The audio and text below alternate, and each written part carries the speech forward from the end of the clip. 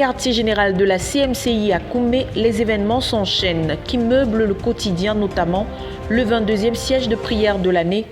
En Côte d'Ivoire se poursuit la croisade de renversement des principautés personnelles et familiales, où l'on enregistre de nombreuses guérisons, délivrances et conversions.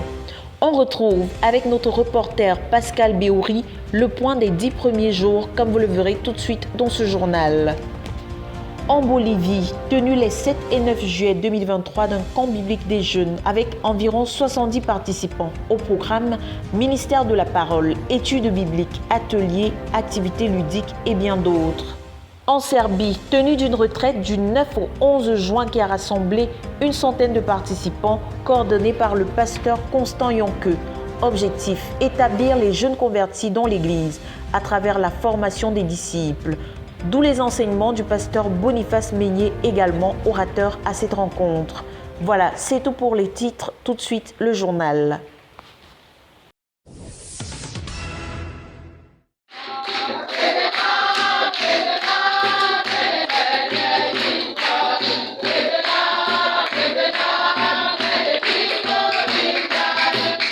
Du 9 au 10 juillet 2023 s'est tenu à la base de l'œuvre à Koumé le 22e siège de prière de l'année. L'armée de soldats dirigée par la sœur Esther pour effectuer cette confrontation a été composée d'une centaine de combattants. Et cette bataille avait pour objectif le leader, son jeûne de 40 jours couplé avec la croisade de prière, les programmes en cours à la base et dans tout le ministère et la veille sur le ministère. Et c'est le dimanche donc 9 juillet 2023 à partir de 12h que la dirigeante du centre de prière et de jeûne La Conquête du Monde a rassemblé son armée pour entreprendre cette confrontation. Après les actions de grâce préliminaires, les actions de grâce individuelles et quelques cantiques, une exhortation de la sœur Esther par la suite à la sanctification et à la consécration, le travail de la prière a été entamé par l'armée tout entière. Puisque Dieu ne se laisse que mouvoir par ceux qui sont désespérés, les saints rassemblés se sont livrés de manière acharnée à l'intercession pour le leader. Son jeûne de 40 jours couplé avec la croisade de prière. Ils ont intercédé aussi pour tous ceux qui jeûnent dans toutes les équipes et sans oublier les objectifs de ce jeûne. Ils ont abordé par la suite les voyages de tous les étudiants en route pour la session de l'Université mondiale de prière et de jeûne en cours à Ndumbi, des nations, des provinces spirituelles, des localités jusqu'à Ndumbi. Un combat acharné a aussi été livré pour toutes les articulations de ce programme proprement dit. Et puis, ils ont poursuivi avec la prière fervente pour le cours de l'école La Connaissance du service de Dieu réservé au staff du quartier général. La croisade de renversement des principautés personnelles et familiales en Côte d'Ivoire. Les intercesseurs et la sœur Esther se sont tenus devant Dieu, ont plaidé une fois de plus pour les camps bibliques internationaux des jeunes et des étudiants. Les programmes terminés, les intercesseurs ont abordé le domaine de la protection. Avec un sens d'urgence et beaucoup d'agressivité, la sœur Esther a conduit ces gens à crier à Dieu d'abord pour les dirigeants à tous les niveaux dans le ministère et puis pour chaque saint de la communauté missionnaire chrétienne internationale de Koumé jusqu'aux extrémités de la terre. Enfin, pour tout le ministère tout entier. Vers 12h40, l'armée rassemblée une fois de plus s'est tenue devant Dieu pour avouer « Nous sommes des serviteurs inutiles. Nous avons fait ce qui nous a été ordonné de faire et nous voici prêts pour la prochaine bataille. » À celui qui est assis sur le trône et à l'agneau, la gloire et la révérence pour ce siège de prière et son impact.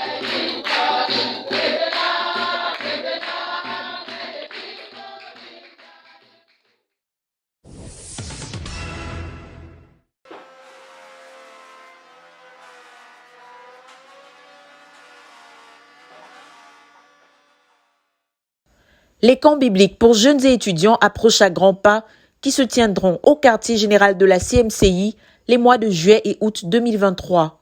C'est la raison pour laquelle cette équipe de plus de 100 ouvriers s'active inlassablement chaque jour de 6h à 22h pour accélérer les travaux qui consistent à apprêter la salle de réunion.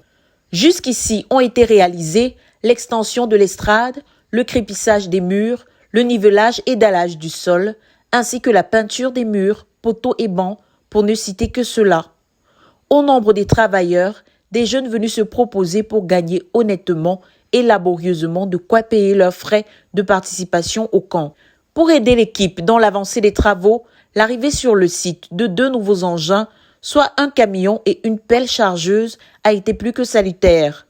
C'est au milieu des réjouissances, célébrations et danses que les engins sont arrivés sur le site le 10 juillet dernier. Parallèlement, l'équipe chargée de l'hygiène et de la salubrité s'assure de l'aménagement du quartier dans son ensemble. Car oui, ce sont des événements d'envergure qui se préparent ici.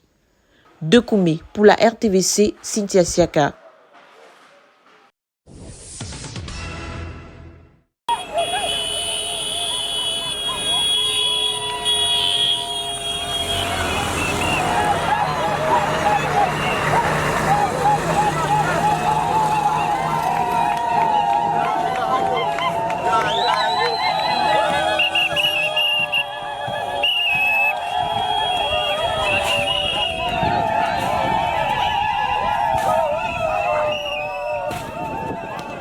Ce lundi 10 juin 2023, alors que les Salabas sont mobilisés chacun pour sa tâche, les uns se mobilisant pour le dernier jour du cours de l'école de la connaissance et du service de Dieu du staff du quartier général, les autres se mobilisant pour la cérémonie du lancement de la 17e campagne de santé de la rue clinique, et d'autres encore, les travailleurs particulièrement, se lancer dans la suite des travaux d'agrandissement du hall des jeunes.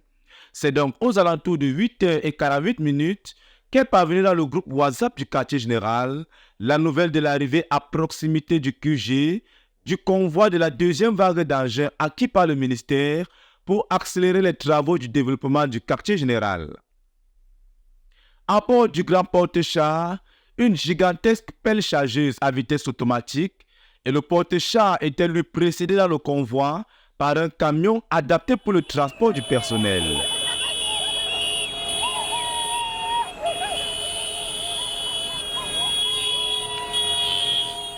Lui également acquis pour le ministère. Visiblement, les rues de la base qui semblaient vides se sont trouvées bondées d'une foule en liesse, les uns les palmes à la main et tout autre matériel pour se servir des réjouissances, et d'autres armés et se servant de bidons, de seaux et de tout autre instrument comme outil de musique, et on parlait à rythmer les pas de danse de la multitude.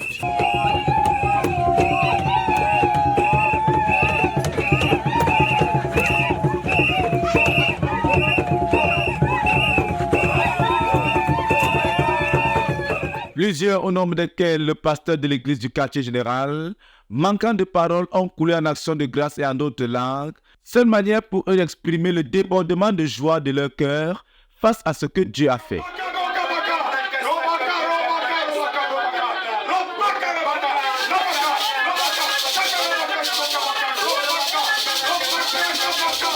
Cette autre bénédiction de Dieu a donc été si grande qu'on a pu remarquer plusieurs sœurs et staff de la rue clinique en tenue de travail ou non, qui ont surgi sur les lieux pour se joindre à la réjouissance avant de retourner étant plus motivés pour suivre avec les préparatifs de la cérémonie d'ouverture de la campagne.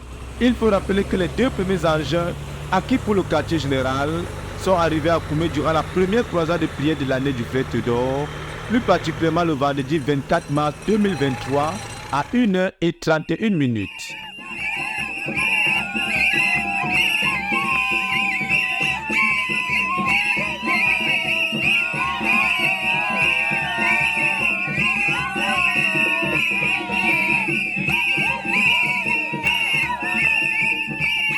Et cela à quelques jours de la fin de la croisade. Et c'est encore durant cette deuxième croisade, du frère Théodore, ce 10 juillet, 29e jour de la croisade, à quelques jours également de la fin, que cette deuxième vague d'engins arrive à la base.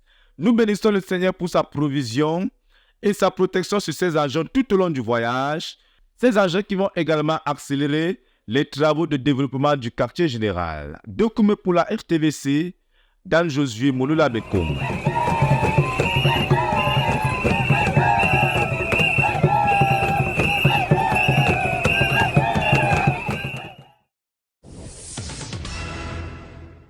Dans le cadre de la conquête des localités et de l'implantation des églises, le pasteur Sama Israël et l'équipe de la conquête se sont rendus en début de semaine dans la localité de Lokoti, à quelques kilomètres de la ville de Menganga, dans la Damawa.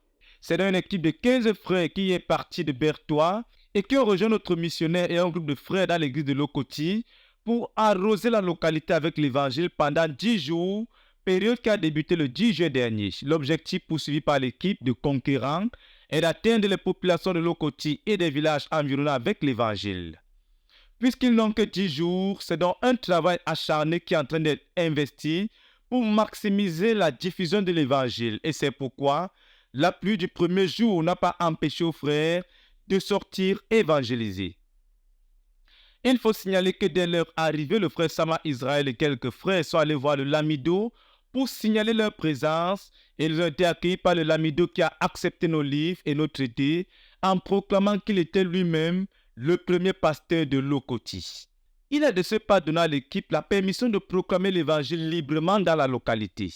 Reconnaissant par ceci la bonne main de l'Éternel sur eux dans cette mission, les frères se sont lancés dans le village, abordant les individus et les groupes d'individus en chemin et pénétrant maison après maison pour annoncer l'évangile et distribuer les livres et les traités. Au total, en 2 jours de travail, l'équipe a atteint 384 personnes avec l'évangile, 110 maisons ont été pénétrées et 177 personnes ont reçu le Seigneur Jésus-Christ dans leur cœur. Toujours durant cette sortie, 665 traités ont été distribués, ainsi que 30 amours et pardon de Dieu et 19 Nouveaux Testaments. C'est donc certain, les comptes rendus jusqu'ici révèlent le fait que l'armée de méchanceté Malsi a effectivement été démantelée et les portes de la localité de Lokoti sont ouvertes à l'évangile. Jésus-Christ est Seigneur. L'équipe continue d'avancer avec l'évangile, encouragée par le Seigneur qui accompagne l'évangile des miracles et des signes.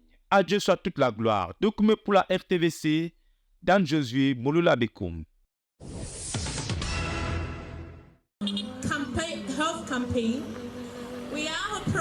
La 17e campagne médicale de la Home Clinic a démarré ce lundi 10 juillet 2023.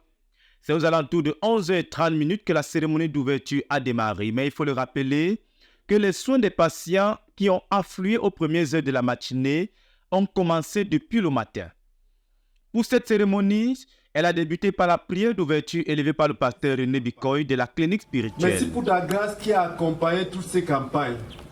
Sinon, La prière d'ouverture a été suivie d'un mot de bienvenue du Dr Isaac Gwan, l'un des doyens et responsable de la première clinique du ministère, ouverte dans la ville d'Abomban en 1999. Pendant les 10 jours devant nous, il y aura la campagne de santé ici à Koumé, à Bambouti, à Nomejo, et il y aura des Hope Mobile. So please, these are the different places where the health campaign opening today will hold. Donc voilà les différents lieux où la campagne de santé qui ouvre aujourd'hui aura lieu. À sa suite, le docteur Victor Andos, chef du département des œuvres de miséricorde de la CMCI, a saisi cette opportunité pour rappeler une fois de plus la vision, le but et la mission du département. Ensuite, il a présenté de façon détaillée le département des œuvres de miséricorde et ses 5 sous-départements qui comprennent les Hope Cliniques et les différents sous-services, les foyers d'amour, la MADES, les FESIDEF et les autres services d'assistance et d'appui. The work is advancing. L'œuvre avance. And the Mercy Works department is spreading. Et le département des œuvres de miséricorde est en train de s'étendre. Resembling more and more a movement. Et de plus en plus, il ressemble à un mouvement. Sa brillante présentation, compréhensible par tous, a su tirer de l'assistance des acclamations face à la découverte de l'immensité et de l'étendue du département des œuvres de miséricorde, dont l'accroissement est rapide et continuel. Le pasteur de l'église du quartier général, le frère Alphonse Tawet, quant à lui, a été invité à prendre la parole. À partir de Marc chapitre 10, versets 46 à 49, parlant de l'histoire de Bartimée qui était mendiant et aveugle, et ayant entendu que Jésus passait, a crié à Jésus, le suppliant de le guérir. Le pasteur Alphonse Tawet a souligné le fait que, malgré la grande foule de personnes qui entouraient Jésus, ainsi que tout le bruit de la foule, Jésus a entendu le cri de Bartimée et s'est arrêté. Il appela Bartimée et le guérit. Et à partir du modèle du Maître, le Seigneur Jésus-Christ, le pasteur Alphonse Tawet a conduit l'assistance à prier pour que le Seigneur accorde au personnel médical l'onction pour entendre les cris audibles et inaudibles des malades, l'onction pour entendre les cris indestructibles de leur douleur. to feel the pain of the sick, les douleurs audibles, the pain that is uttered, les douleurs inaudibles. and the silent pain. Nous allons prier notre Dieu We are going to pray to our God pour cette 17e campagne, for this 17th campaign, que l'onction de Dieu descende sur le personnel de santé. that the anointing of God will come upon the staff. Après un intermède musical, le pasteur Nicolas Koua, directeur du quartier général et représentant du pasteur Théodore Andossé, président de la fondation ZTF à cette occasion, a pris la parole. Le passage d'Apocalypse chapitre 3 verset 3 a été le socle de son exhortation. Le passage déclare, je cite, « Rappelle-toi donc l'enseignement que tu as reçu et entendu. Garde-le et change ta vie. Si tu ne te réveilles pas, je viendrai te prendre par surprise comme un voleur. Tu ne sauras pas à quel moment je viendrai. » Fin de citation. À chaque membre du staff, le représentant du leader a expliqué qu'après 6 mois de travail, chaque campagne de santé vient comme une évaluation de fin de semestre, comme dans le cas des études universitaires.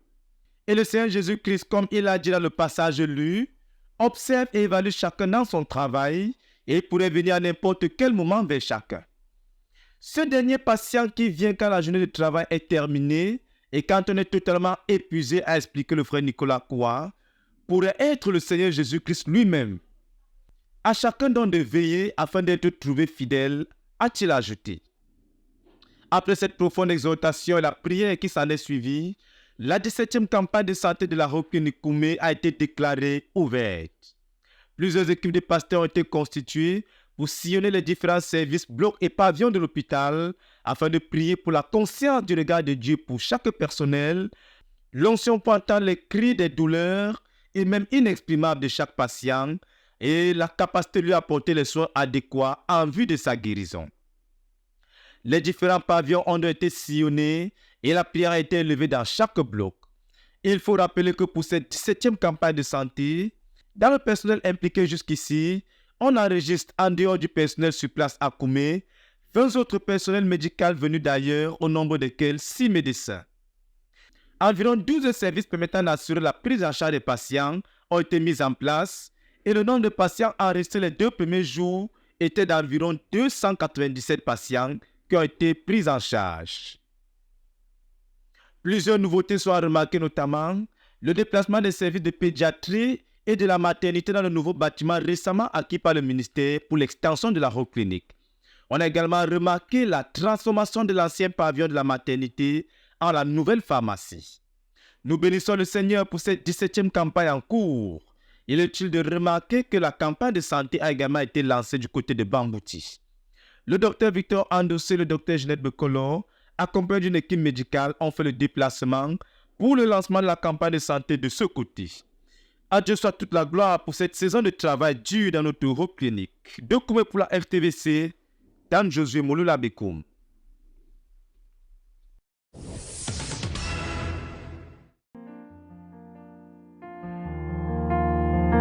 Amigos, ya está cerca nuestro campamento bíblico de invierno. Se para la fecha 7, 8 y 9 de julio de 2023. Si la Comunidad Misionera Cristiana Internacional CMCI Bolivia te invita a un campamento bíblico de los jóvenes, teniendo como tema Una juventud exitosa y victoriosa con Cristo. No te lo puedes perder. Laissons dans notre œuvre en Bolivie sous le leadership du frère Jean de Dieu Nietzsche, missionnaire numéro 1, ont organisé du 7 au 9 juillet dernier un camp biblique des jeunes qui a mobilisé environ 70 campeurs. Pour ce camp qui est une première, tout a été mis en jeu pour rendre ce moment agréable. Et pour accueillir et conduire les campeurs tout au long du camp, l'hymne du camp proclamant que Jésus est le modèle a été traduit en langue espagnole et chanté tout au long.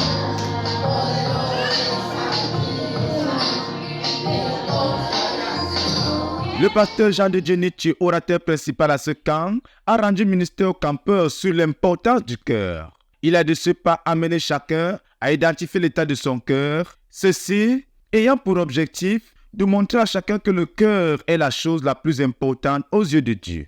Il faut le dire, le riche ministère de la parole rendu a porté du fruit qui s'est manifesté par le salut et la restauration au Seigneur de plusieurs personnes. Pour aider chaque campeur à ramener le message à sa propre vie de façon pratique, des groupes d'études bibliques ont été mis sur pied et le canevas d'études bibliques élaboré a été conçu à partir de la parabole du semeur tirée des passages de Marc chapitre 4 versets 3 à 20, Matthieu 13 versets 3 à 17 et Luc chapitre 8 versets 5 à 15. Chaque participant a donc été amené à confronter les différents types de cœurs et les caractéristiques des différents types de cœurs tels que décrits dans les passages étudiés. Chacun, au travers des questions, a confronté la condition de son cœur selon les conditions des différents cœurs présentés dans la Bible. Ils ont ensuite été conduits à prier pour ôter les pierres ou les épines de leur cœur et recevoir de Dieu un nouveau cœur qui est de la bonne terre. Plusieurs autres activités ont meublé ce camp, notamment les ateliers de musique avec particulièrement un atelier d'apprentissage du piano en groupe et un atelier d'apprentissage de la guitare. Les campeurs ont également bénéficié d'une sortie en groupe pour une excursion et une visite guidée dans un parc de la place. Ça aura été un véritable moment de joie, de détente et de découverte pour les différents campeurs. Et pour garder la forme, plusieurs activités sportives ont été organisées avec, entre autres, le football et bien d'autres jeux de divertissement pour les tout-petits. Ça aurait été l'occasion pour plusieurs de garder le souvenir de ces bons moments. Pour le reste, des projections cinématographiques ont été organisées pour appuyer le message sur la parabole du semeur. Et la nuit des talents a aussi été organisée, occasion pour les plus jeunes de libérer les talents que Dieu a déposés en eux.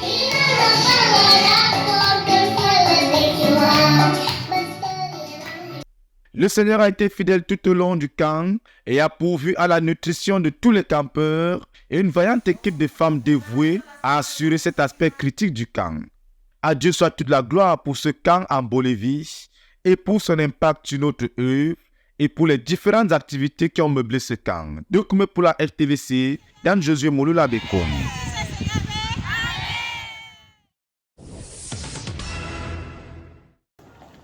Le week-end du 9 au 11 juin 2023 s'est tenue une retraite en Europe de l'Est avec comme orateur principal le pasteur Boniface Meignier. Cette rencontre s'est déroulée en Serbie, plus précisément à Jakovo, une banlieue de la capitale Belgrade. Ce petit village a accueilli pendant 3 jours près de 90 frères sur site et 30 frères en ligne venant de 19 nations de l'Europe. 14 nations de l'Europe de l'Est étaient représentées. Nous avions entre autres la Russie, la Moldavie, la Pologne, mais aussi les frères des nouvelles nations récemment conquises telles que la Biélorussie, la Lituanie, la Roumanie et ceux du pays hôte, la Serbie. La coordination de cette retraite s'est faite par le frère Constant, qui a exhorté les frères à croire en chacun des messages de la rencontre, comme des promesses de Dieu pour son œuvre en Europe de l'Est. Comment dans ton cœur de recevoir? Comment dans ton cœur d'obéir?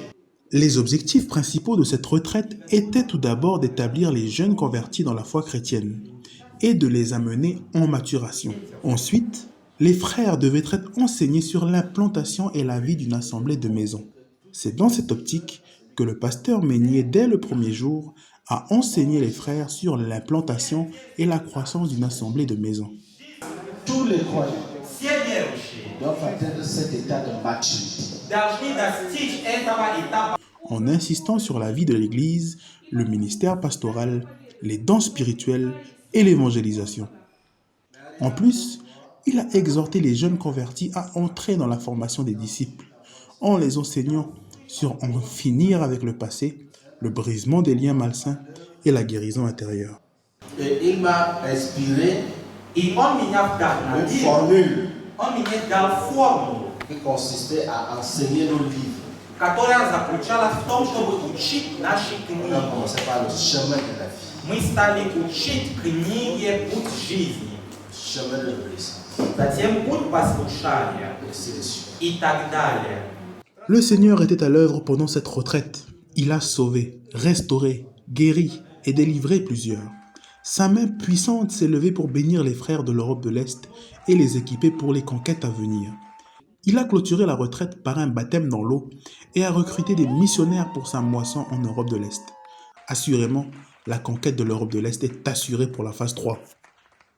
En outre, cette retraite a été l'occasion pour les frères de pouvoir se retrouver et communier ensemble. Plusieurs moments de partage, des échanges, d'exhortation, les frères ont pu expérimenter pour quelques jours la vie la joie, l'amour que procure le corps de Christ. Comme le psalmiste le disait si bien, car il est doux et agréable pour les frères de demeurer ensemble, car c'est là que l'Éternel déverse ses bénédictions. Nous rendons gloire à Dieu pour cette retraite et son impact en Europe de l'Est. Une offrande d'acclamation pour Jésus-Christ. Il mérite toute la gloire. Amen. Toujours tout droit, sans reculer. Toujours tout droit, sans reculer.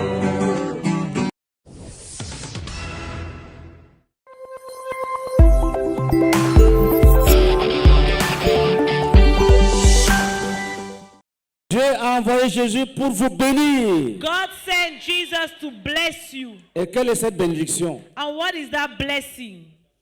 En détournant chacun de vous de ses iniquités. En détournant chacun de vous de son péché. From turning you away from sin. Voilà comment Jésus bénit. This is how Jesus Quand blesses. Jésus bénit quelqu'un, When Jesus blesses someone, il détourne la personne du péché. he takes that person away from sin. Il te donne un cœur He gives you a heart qui rejette le péché. which rejects sin. Ces déclarations du pasteur Boniface Beignet viennent corroborer le message de l'apôtre Pierre dans le passage du livre des Actes des Apôtres au chapitre 3, le verset 26, qui dit en effet que Dieu a envoyé Jésus pour bénir les hommes, qui consiste principalement à détourner chacun de ses iniquités.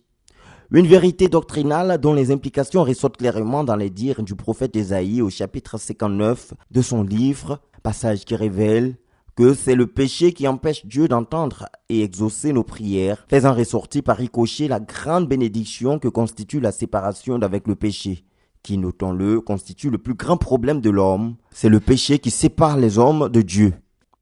Une prédication qui fait ressortir une combinaison bien articulée des fardeaux de l'enseignant et docteur de la parole et du devoir de faire l'œuvre d'un évangéliste exigé par le Seigneur à tous ses ministres. En ce sens, le pasteur Beignet ne cesse d'insister avec soin sur les dispositions doctrinales conditionnant l'exaucement des prières et la réception des bénédictions divines, sans manquer d'y ajouter ses prérogatives de l'œuvre d'un évangéliste qui décharge chaque jour son fardeau de voir les perdus se séparer de toute voie de rébellion contre Dieu et embrasser le salut en Jésus-Christ. Assurément, la croisade pour le renversement des principautés personnelles et familiales n'est donc pas un rassemblement de croyants visant à juste déposer un ensemble de requêtes personnelles devant Dieu pour satisfaire des intérêts égoïstes. Cette croisade est plutôt un moment de grand recueillement devant Dieu marqué par l'examen des cœurs et le dépouillement des participants de tout ce qui est susceptible d'empiéter sur la bonne communion avec Dieu, laquelle constitue la bénédiction suprême recherchée au cours de ce programme. D'ailleurs, bien avant les prières axées vers les supplications envers Dieu et l'exercice de l'autorité contre les puissances ennemies, en vue des délivrances et guérisons et satisfaction des besoins personnels qui marquent le programme, tous les participants sont d'abord invités à mettre de l'ordre dans leurs relations personnelles avec Dieu, et même pour les non-convertis, à se réconcilier avec Dieu en acceptant le Seigneur Jésus comme Seigneur et Sauveur.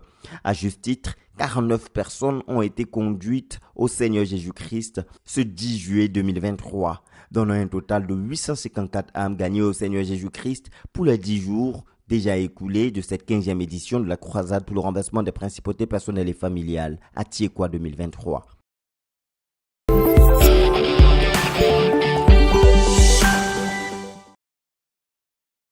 Comment prier pour renverser les principautés familiales ou encore comment mener une intercession suppliante en vue de la délivrance de sa famille de la malédiction divine? Cette question qui constitue l'une des plaques tournantes de cette croisade a amplement reçu réponse au 10e jour. Je tournais ma face vers le Seigneur Dieu afin de recourir à la prière et aux supplications en jeûnant et en prenant le sac et la cendre. So I turned to the Lord God and pleaded with him in prayer and petition, in fasting and in sackcloth and ashes. Donc il demandait à Dieu de libérer son peuple. So he was asking God to deliver his people. Et il a utilisé une méthode de travail que nous recommandons à tous ceux qui sont à l'école de l'intercession pour leur famille. À partir du modèle du prophète Daniel qui a intercédé pour la délivrance de son peuple, comme il l'a écrit dans Daniel le chapitre 9, le verset 1 à 21, le pasteur Beignet a instruit l'assemblée sur les points clés qui impliquent l'intercession pour sa famille. Comme cela est révélé dans ce passage, Daniel a énuméré les péchés de son peuple ainsi que les jugements de Dieu qui se sont abattus sur Israël. Il s'est identifié à sa famille reconnaissant et confessant d'abord tous les péchés commis et a supplié que Dieu pardonne et délivre son peuple des conséquences des péchés de son peuple. Et Dieu n'est pas resté indifférent face à la démarche de Daniel et il lui a répondu. C'est en fait cette démarche qui fonde le ministère du renversement des principautés familiales. Et c'est ce travail que les saints de la CMCI sont en train de mener tout au long de ces 40 jours. Et comme le démontrent les témoignages, les fruits sont palpables. Les membres de famille et même les familles tout entières sont gagnées à Christ. Les malédictions sont ôtées et les calamités qui les accompagnaient sont retirées, d'où l'observation des grandes délivrances de la pauvreté, des guérisons de maladies héréditaires incurables et délivrance des infirmités familiales, et des milliers de témoignages ont été déjà enregistrés en ce sens pour les 10 premiers jours de la croisade. Et en réponse aux prières des 10 sessions déjà écoulées, on dénombre déjà plus de 900 personnes délivrées des démons et de l'emprise des démons et autres esprits impurs. Plus de 2300 démons ont été chassés des corps au nom de Jésus-Christ et plus de 2000 guérisons de maladies physiques ont été observées. Oui, j'ai dû ménager mon programme pour arriver ici. Parce que toutes les 2 heures du matin, mes 2 bras se contractent. Mes 2 bras se contractent. Je ne peux rien faire. Je ne peux pas les détendre. Et je lutte. Quand je prie jusqu'à ça reprend. Peu après, quand je dors, vers 4 heures du matin, ça reprend. Et j'avais ce problème. J'ai fait tous les examens à l'hôpital. J'ai fait le calcium, tout ça là, c'était négatif.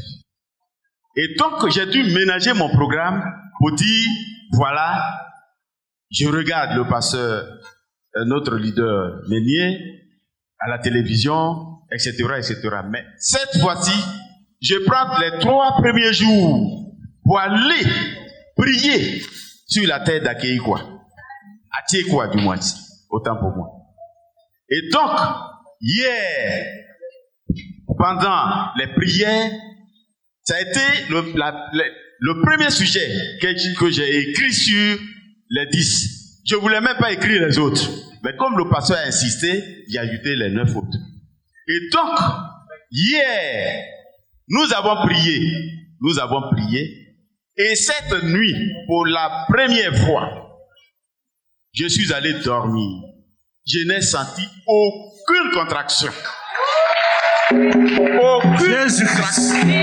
Je rends gloire, honneur à Dieu pour la délivrance authentique qu'il a opérée dans ma vie. Gloire à Dieu! Je suis la sœur Epiphanie Cadio. Mon frère des disciples, c'est le pasteur Assalé de la Palmeraie. Je vais dire merci à Dieu parce que notre Seigneur Jésus-Christ exauce les prières. Amen. L'année passée, j'avais rendu le témoignage pour dire qu'au 3e jour, j'avais reçu une vision où le Seigneur m'avait donné un enfant. Alléluia. Et le Seigneur a exaucé vraiment les prières. Et le pasteur Ménier même m'avait dit qu'à cette même période, tu vas envoyer l'enfant ici. Alléluia. Jésus-Christ. Jesus. Et je dis merci à Dieu parce que j'ai envoyé l'enfant. Alléluia. Et voici le bébé qui est là. Bénissons le bébé. Lève ta main. Bénissons le Seigneur pour tout ce qu'il fait ici à Atyekwa et partout ailleurs où les saints suivent cette 15e édition de la croisade pour le renversement des principautés personnelles et familiales qui, notons-le, se poursuivra jusqu'au 9 août 2023.